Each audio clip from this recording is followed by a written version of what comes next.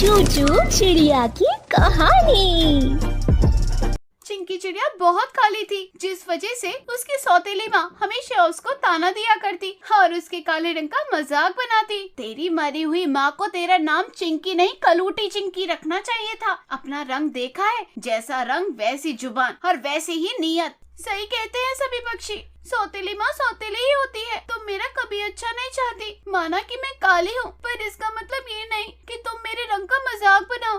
तुम्हें अपनी सौतेली बेटी की कदर नहीं है, इसलिए भगवान ने तुम्हें अपना खुद का बच्चा भी नहीं दिया। तेरी जुबान हद से ज्यादा खुलने लगी है। अगर मेरा बस चलता तो तेरी जुबान को काट कर फेंक देती, इसलिए तो तुम्हारी चलती नहीं। मेरे पापा भी बहुत अच्छे से जानते हैं कि तुम कैसी चिड़िया हो। चिंकी चिड़िया की सौतेली माँ बहुत बुरी थी। बिना किसी बात पर हर समय चिंकी चिड़िया के रंग को लेकर उसे खरी खोटी सुनाती। बस यही वजह थी कि चिंकी चिड़िया भी अपनी माँ की कड़वी बातों को ज्यादा देर तक सुन नहीं पाती और ना ही अपनी माँ से प्यार करती थी और ना ही उनकी कोई कदर। और अपनी माँ के इस बर्ताव की वजह से चिंकी चिड़िया बिना डरे अपनी माँ को उल्टा जवाब दे देती थी। हालांकि बाद में चिंकी चिड़िया को इसका नतीजा भी भुगतना पड़ता था, पर फिर भी चिंकी चिड़िया हार नहीं मानती और अपनी माँ से भिड़ जाती थी। भूल मत कलमुही कलूटी चिड़िया, तेरा बाप शहर के बाहर गया है, पता नहीं वे वापस कब आएगा। हाँ, आ भी पाएगा या नहीं। घर की मालकिन मैं हूँ और तेरी आज से ज्यादा जुबान चली तो मैं तुझे सीधा कर दूंगी। इतना बोलकर चिंकी चिड़िया की माँ उसे डंडे से पीटने लगती है। बेचारी चिंकी चिड़िया अपनी माँ से मार खाने के बाद खुद को कमरे में बंद कर लेती है। अब इसी तरह से कुछ दिन बीत जाते हैं और एक दिन चिंकी चिड़िया को खबर मिलती है कि उसके पिता चिड्डा की एक हादसे में मौत हो गई। नहीं, मेरे पापा ऐसे नहीं मर सकते।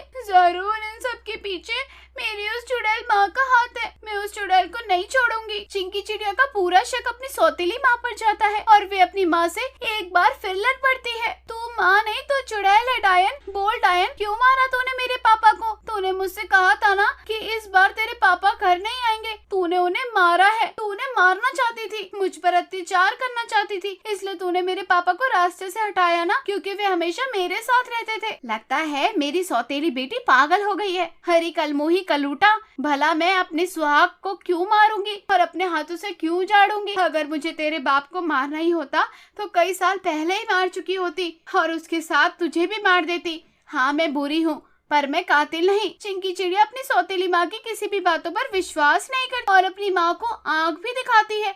और अब चिंकी चिड़िया के पिता इस दुनिया में नहीं रहते, इसलिए चिंकी चिड़िया कुछ नहीं कर पाती और चिंकी चिड़िया की सौतेली माँ उसे घर से धक्के मारकर निकाल देती है। चिंकी चिड़िया को कुछ समझ नहीं आता कि वे क्या करे और अपना पेट पालने के लिए वे एक मसाज पार्लर में जाती है।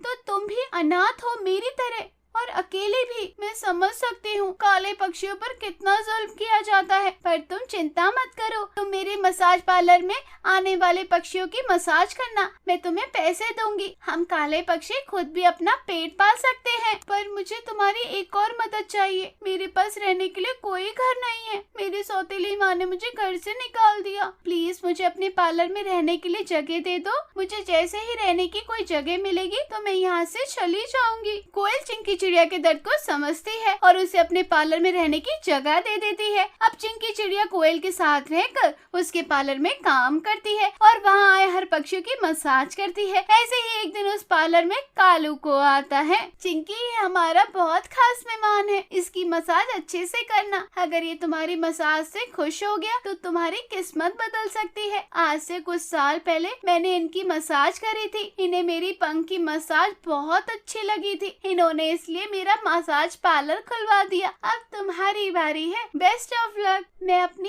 तरफ से पूरी कोशिश करूंगी। चिंकी चिड़िया भी कोयल के कहने पर कालू कौवे को बहुत अच्छी मसाज देती है। कालू कौवे को चिंकी चिड़िया के हाथों की मसाज बहुत अच्छी लगती है, इसलिए अब कालू कौवा हर हफ्ते चिंकी चिड़िया से मसाज करवाने के लिए आता है। समय यूं ही बीत जाता है और समय के साथ साथ कालू कौवा चिंकी चिड़िया को रहने के लिए घर और उसका मसाज पार्लर खुलवा देता है और इस तरह से उन दोनों की दोस्ती हो जाती है। ऐसे ही एक दिन कालू कौवा मसाज करवाने के लिए चिंकी चिड़िया के पास जाता है और चिंकी चिड़िया से खूब सारी बातें करता है। तुम भले ही काली हो पर कितनी सुंदर हो और अच्छी हो। काश कि तुम मुझे पहले मिल पाती। तुम भी बहुत अच्छे हो, बिल्कुल हस्बैंड मटेरियल हो। अगर तुम मुझे अपनाते हो तो मैं एक और बार हाँ कर देती। मैं तुम्हें अपना लेता, पर मैं शादीशुदा हूँ और मैं जानता हूँ कोई भी चिड़िया किसी शादीशुदा पक्षी से शादी नहीं करेगी, क्योंकि कोई भी सौतन नहीं बनना चाहती। किसने कहा? कुछ पक्षी ऐसे भी होते हैं जो प्यार के आगे मजबूर होते हैं। उन्हें फर्क नहीं पड़ता कि वे जिससे प्यार कर रही है वे शादीशुदा है या कुंवारा। ठीक उसी तरह से मुझे भी कोई फर्क नहीं पड़ता, और मैं अपने मसाज से तुम्हारी माँ और बीवी को खुश भी रखूंगी, खास करके तुम्हारी बीवी को। तुम्हें कभी भी कोई शिकायत मिलने नहीं दूंगी, बस तुम मुझे अपना लो। अगर तुम मुझे अपना लोगे तो मेरी जिंदगी संवर जाएगी। चिंकी, मैं तुमसे सिर्फ इसलिए शादी नहीं करूंगा ताकि तुम्हारी जिंदगी संवर जाए, बल्कि मैं तुमसे इसलिए शादी करूंगा क्योंकि मैं तुमसे सच में बहुत प्यार करता हूँ और शायद तुम्हारे बिना रह भी नहीं सकता। इन कुछ दिनों में कालू कौवे को पता ही नहीं चलता कि कब वे काली चिंकी चिड़िया से प्यार कर बैठा। अब बहुत जल्द कालू कौवा चिंकी चिड़िया से शादी कर लेता है और चिंकी चिड़िया के साथ अपने घर जाता है। अब जब रिंकी चिड़िया को पता चलता है कि उसकी काली सौतन एक मसाज पार्लर में काम करती है और मसाज करके उसने उसके पति का दिल जीत लिया, तो उससे बहुत गुस्सा आता है।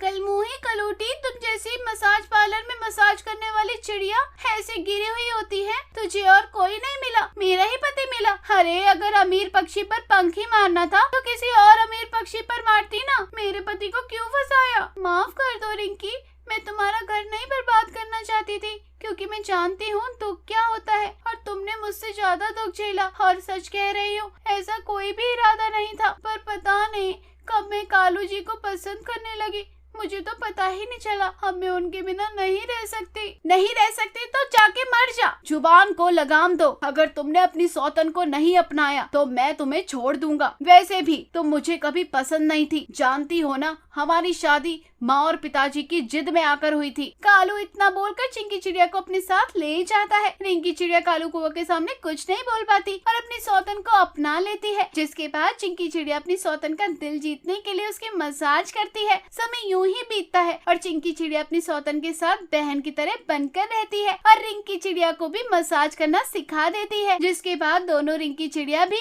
और अपनी काली सौतन के साथ मसाज पार्लर में काम करती है और इस तरह से चिंकी अपनी सौतन का दिल भी